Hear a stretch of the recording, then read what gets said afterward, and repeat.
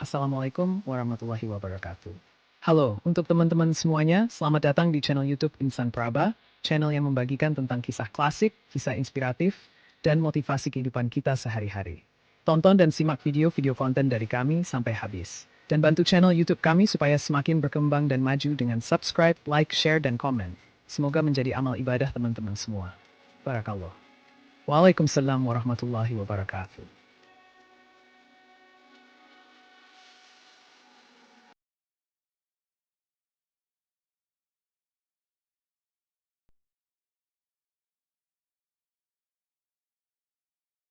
Ada ratusan negara di dunia yang telah diakui keberadaannya, termasuk Indonesia. Setiap negara memiliki usia yang berbeda-beda. Ada yang sudah terbentuk lama, tapi tidak sedikit pula yang terhitung muda. Indonesia sendiri sudah merdeka pada tahun 1945. Di tahun 2025 ini, Indonesia akan menginjak usianya yang ke-80 tahun. Secara umum, negara bisa dikatakan merdeka jika memiliki penduduk yang tetap, wilayah yang pasti, pemerintahan yang berdaulat, dan ada pengakuan dari negara lain. Banyak negara telah memperjuangkan melalui penjajahan, perang, hingga kekacauan politik sejak 1900-an. Negara-negara baru yang termasuk dalam jajaran negara termuda di dunia, faktanya terbentuk pada dekade 1900-an dan 2000-an. Kebanyakan proses terbentuknya negara-negara baru ini karena memisahkan diri dari negara lain atau pembubaran suatu negara. Negara adalah kumpulan masyarakat yang memiliki lembaga formal pemerintahan, undang-undang, batas wilayah tetap, dan kedaulatan, kemerdekaan politik. Kemerdekaan merupakan dasar penting bagi sebuah negara untuk bisa berdiri sendiri tanpa ada intervensi negara dan pihak lain. Melalui kemerdekaan, kedaulatan pula menjadi bagiannya. Negara dapat dibedakan dari kelompok sosial lainnya berdasarkan tujuannya, hukumnya, wilayah yurisdiksi atau batas geografisnya, serta oleh kedaulatannya. Negara, secara luas, terdiri dari kesepakatan individu mengenai aturan dan cara penyelesaian perselisihan dalam bentuk undang-undang. Oleh karena itu, negara-negara baru tidak bisa muncul begitu saja. Dan meski sebuah wilayah mendeklarasikan dirinya sebagai negara merdeka, tidak lantas menjadi negara yang diakui. Selain memenuhi persyaratan di atas, sebuah wilayah juga harus mendapat pengakuan internasional untuk bisa menjadi negara berdaulat. Namun, ternyata ada beberapa negara di dunia yang justru usianya belum genap 25 tahun karena baru merdeka setelah tahun 2000-an. Dengan kata lain, usia kemerdekaannya masih seumur jagung. Dan inilah 5 negara yang baru merdeka pada tahun 2000-an. Number 1. Republic Democratic Timor-Leste.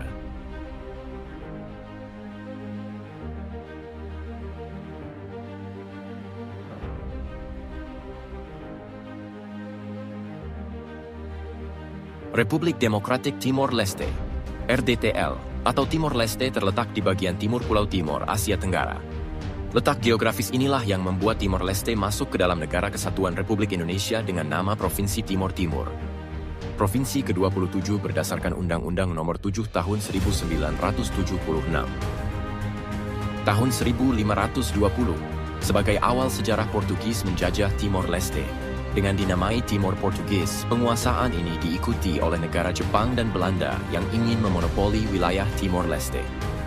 Pada tanggal 20 April 1859, Belanda dan Portugal membuat kesepakatan dalam bentuk perjanjian yang mengatur batas-batas wilayah koloni Belanda dan Portugal di Hindia Belanda dan Timor Portugis. Perjanjian ini disebut Perjanjian Lisbon. Rezim Estado Novo Portugal, yang saat itu berkuasa pada tahun 1974, akhirnya pun tumbang, dengan berujung terbentuknya partai politik Fretilin. Partai ini adalah partai haluan kiri Marxisme, dengan tujuan utamanya adalah memerdekakan Timor Portugis dari penjajahan.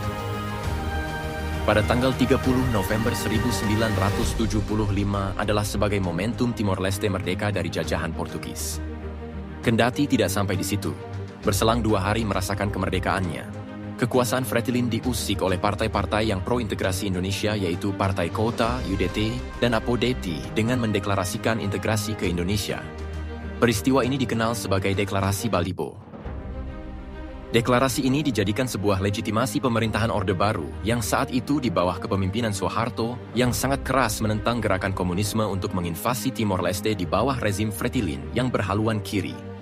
Operasi inilah yang disebut sebagai Operasi Seroja. Dunia internasional pun merespon dengan mengecam bahwa operasi militer penaklukan Timor Leste ini syarat kekerasan yang dilakukan oleh tentara Indonesia.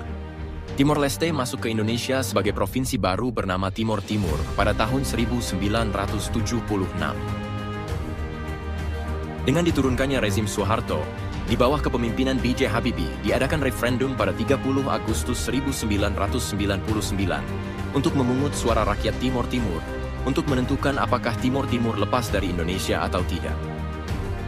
Pernyataan mayoritas rakyat Timor Timur ingin memerdekakan diri dari Indonesia itulah hasil dari referendum. Pasukan penjaga perdamaian pun PBB untuk Timor Timur, Interfat, diturunkan akibat gejolak konflik yang terjadi. Akhirnya, Timor Timur dapat pengakuan secara resmi pada 20 Mei 2002 di kalangan dunia sebagai negara merdeka, di kalangan komunitas internasional sebagai negara dan nama baru, Timor Leste.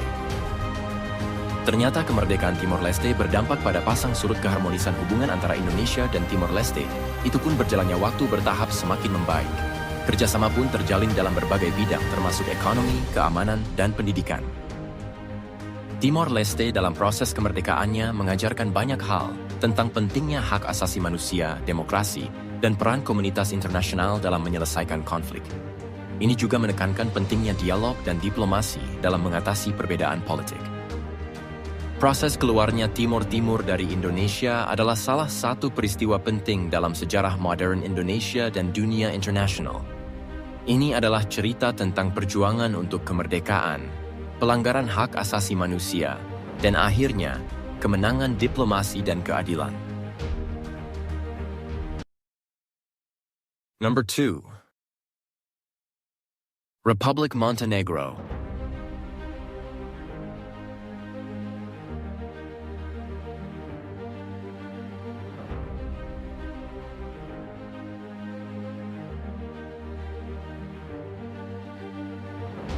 Dalam referendum yang diadakan pada tanggal 21 Mei 2006, 55,5% warga Montenegro, sedikit di atas ambang batas yang diperlukan yaitu 55%, memilih untuk mengakhiri Federasi Serbia dan Montenegro.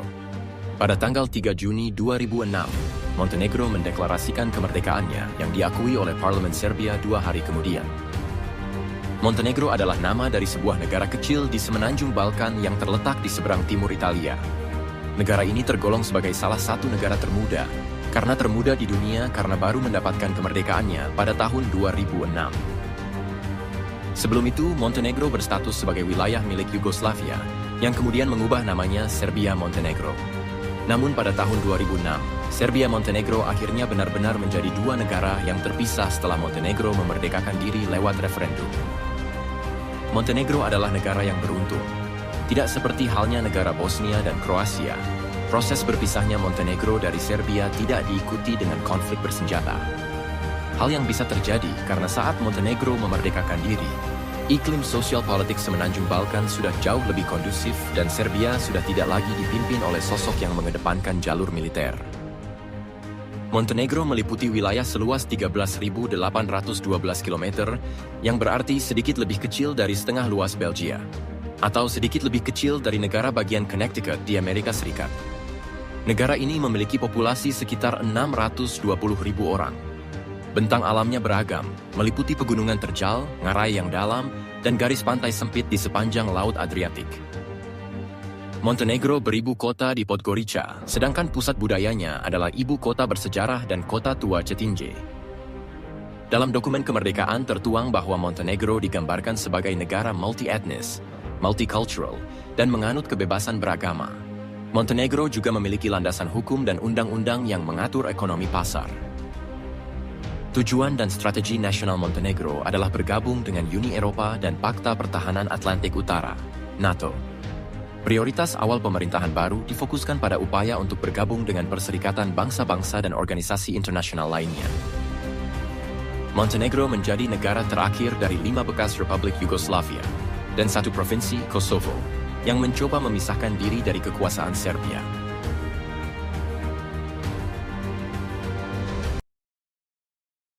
Number 3. Republic Serbia.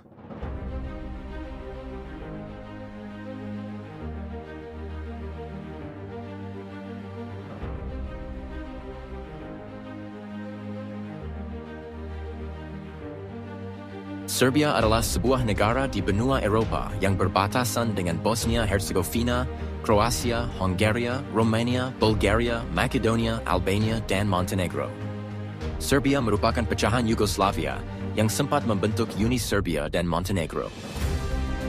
Pada awal 1990-an, terjadi perpecahan yang membuat Yugoslavia runtuh pada 27 April 1992.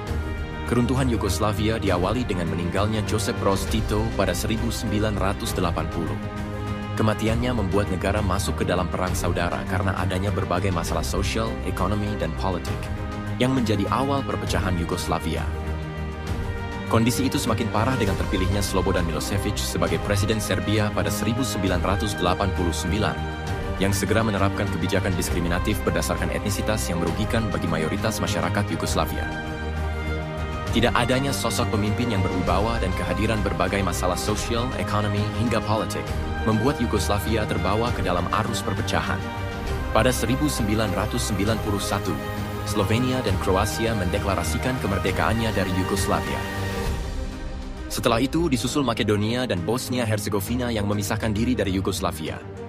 Alhasil, tersisa Serbia dan Montenegro yang membentuk Uni Serbia dan Montenegro pada 2003.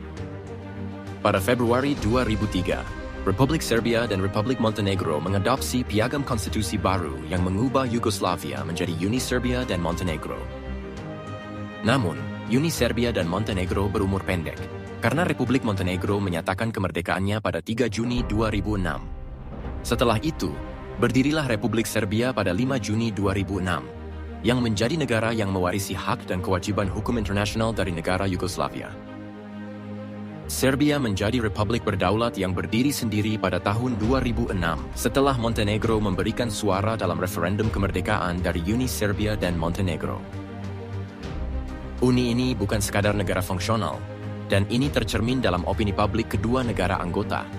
Efisiensinya tidak dapat dicapai dengan sentralisasi baru, karena Montenegro yang jauh lebih kecil tidak dapat menerima konsep seperti itu, dan Serbia yang lebih besar tidak mungkin menerima dalam jangka panjang Uni di mana ia tidak dapat mendominasi secara konstitusional. Serbia dan Montenegro harus mengakui kenyataan dan melanjutkan gagasan kemerdekaan negara. Namun bahkan jika disintegrasi terjadi, sudah pasti bahwa itu akan menjadi disintegrasi non-kekerasan pertama di Balkan. Bagaimanapun, kedua negara diperkirakan akan mempertahankan hubungan yang sangat baik dan kerja sama yang erat di banyak bidang, serta orientasi bersama menuju asosiasi dan dalam jangka panjang keanggotaan di Uni Eropa. Berakhirnya Uni tersebut menandai babak penutup dalam pemisahan 6 Republik-Republik Sosialis Yugoslavia lama, yang diproklamasikan pada tahun 1945 dan terdiri dari Serbia, Montenegro, Slovenia, Kroasia, Bosnia-Herzegovina, dan Makedonia. Number 4. Republic Kosovo.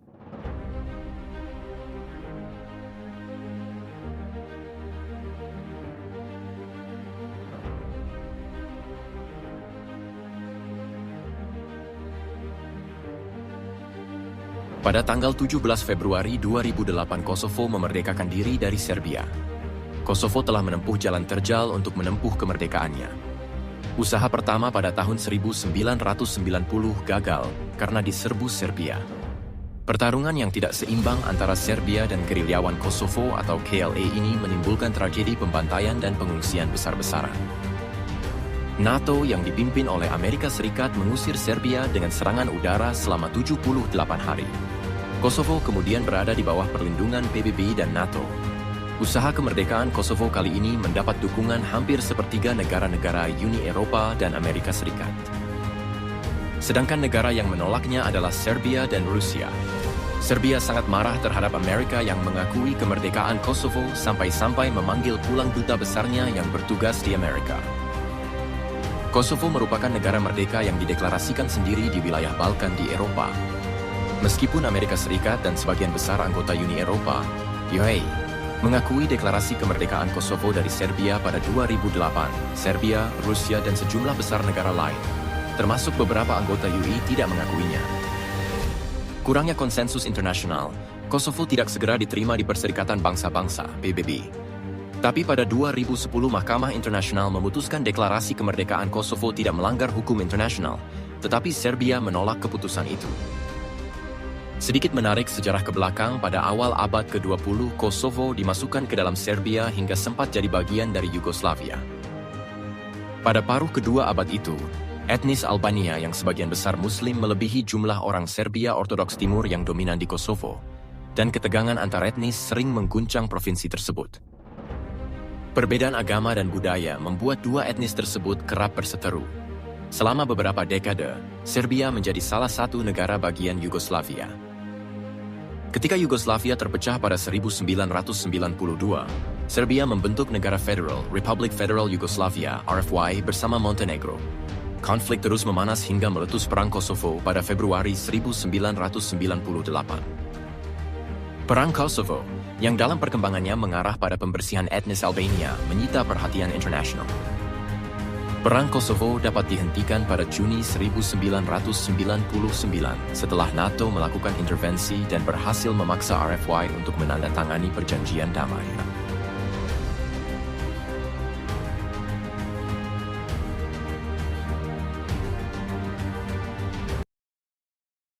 Number 5.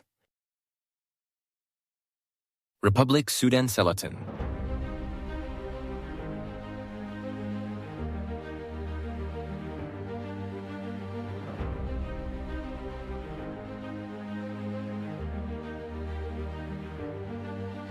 Sudan Selatan terletak di timur Laut Afrika. Negara Sudan Selatan adalah negara yang berbatasan dengan Sudan di sebelah utara, Ethiopia di sebelah timur, Kenya, Uganda, dan Republik Demokratik Kongo di sebelah selatan, serta Republik Afrika Tengah di sebelah barat. Sudan Selatan memperoleh kemerdekaan dari Sudan pada tanggal 9 Juli 2011 sebagai hasil perjanjian tahun 2005 yang mengakhiri perang saudara terpanjang di Afrika. Terdiri dari 10 negara bagian paling selatan Sudan, Sudan Selatan merupakan salah satu negara paling beragam di Afrika. Negara ini adalah rumah bagi lebih dari 60 kelompok etnis utama. Sudan Selatan memiliki keanekaragaman hayati yang melimpah, termasuk sabana subur, rawa, dan hutan hujan yang merupakan rumah bagi banyak spesies satwa liar. Penduduknya didominasi budaya Afrika yang cenderung menganut kepercayaan Kristen atau animisme dan telah lama berselisih dengan pemerintah utara Sudan yang sebagian besar Muslim dan Arab. Konflik di Sudan bermula ketika para pemimpin utara berharap agar hukum dan budaya Islam diperluas ke seluruh bagian negara. Mayoritas penduduk di Sudan Selatan kemudian mengangkat senjata karena khawatir daerahnya akan semakin terpinggirkan. Ketakutan itu akhirnya menyebabkan perang saudara yang panjang, mulai tahun 1955 hingga 1972. Berakhirnya perang saudara pada 1972 terjadi karena perjanjian Addis Ababa. Akan tetapi, perjanjian itu hanya mengakhiri konflik untuk sementara. Pada 1983, pertempuran kembali meluas. Diskusi, gencatan senjata, dan kesepakatan antara para pemimpin tidak kunjung menyelesaikan konflik. Hingga pada tahun 2005, Perjanjian Perdamaian Komprehensif (CPA) berhasil mengakhiri peperangan dan menghasilkan garis besar langkah-langkah baru untuk berbagi kekuasaan, mendistribusikan kekayaan, dan memberikan keamanan di Sudan. Perjanjian tersebut juga memberikan status semi-otonom Sudan Selatan serta menetapkan bahwa referendum kemerdekaan untuk wilayah tersebut akan diadakan dalam 6 tahun. Meskipun sempat menemui beberapa kendala, referendum kemerdekaan Sudan Selatan benar-benar terjadi. Pada 9-15 Januari 2011, diadakan pemungutan suara dengan hasil yang menunjukkan referensi besar Selatan untuk memisahkan diri. Pada 9 Juli 2011, Sudan Selatan akhirnya merayakan kemerdekaannya. Kemerdekaan tidak mengakhiri konflik di Sudan Selatan. Perang saudara pecah pada tahun 2013 ketika presiden berselisih dengan wakil presidennya saat itu, yang menyebabkan konflik yang telah menyebabkan sekitar 4 juta orang mengungsi. Pertumpahan darah yang terjadi menewaskan 400.000 orang dan memaksa jutaan warga melarikan diri dari kampung halamannya. Konflik antara Kiir dan Machar juga ikut menghancurkan infrastruktur vital dan memicu kelangkaan bahan pangan dan obat-obatan bagi 12 juta penduduk. Akibatnya, Sudan Selatan masih bergantung dari kucuran dana bantuan internasional. Adapun pemerintahan Persatuan Nasional yang menduetkan kedua berseteru sejak 2018 itu dinilai masih terlalu rapuh untuk bisa berdiri sendiri.